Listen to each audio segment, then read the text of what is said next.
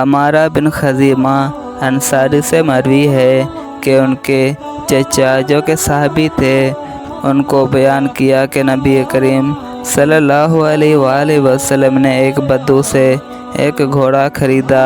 نبی اکرم صلی اللہ علیہ وآلہ وسلم نے اس سے فرمایا میرے ساتھ اگر گھوڑے کی قیمت وصول کر لو۔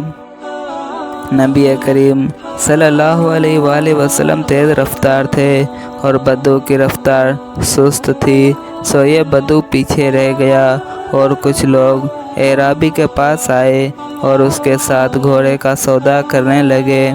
انہیں یہ علم نہیں تھا کہ نبی کریم صلی اللہ علیہ وآلہ وسلم نے اس سے ہی گھوڑے کا سودا طے کر لیا ہے۔ یہاں تک کہ نبی کریم صلی اللہ علیہ وآلہ وسلم نے جس قیمت میں گھوڑا خریدا تھا ایک آدمی نے گھوڑے کی قیمت اس سے زیادہ لگا دی۔ اعرابی نے نبی کریم صلی اللہ علیہ وآلہ وسلم کو پکار کر کہا آپ یہ گھوڑا خریدنا چاہتے ہیں تو خرید لیں ورنہ میں کسی اور کے ہاتھ بیچ رہا ہوں۔ جب آپ صلی اللہ علیہ وآلہ وسلم نے اعرابی کی آواز سنی تو رک گئے اور فرمایا کیا یہ گھوڑا میں تم سے خرید نہیں چکا ہوں؟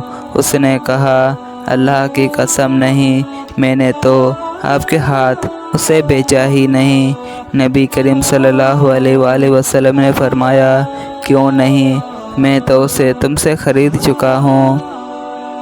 لوگ نبی کریم صلی اللہ علیہ وآلہ وسلم اور اعرابی کے ارد گرد اکٹھے ہو گئے اور وہ ایک دوسرے سے باتیں کر رہے تھے کہ اس اعرابی نے کہا اگر آپ سچے ہیں تو کوئی گواہ پیش کریں جو گواہی دے کہ میں نے یہ گھوڑا آپ کے ہاتھ فروخت کیا ہے۔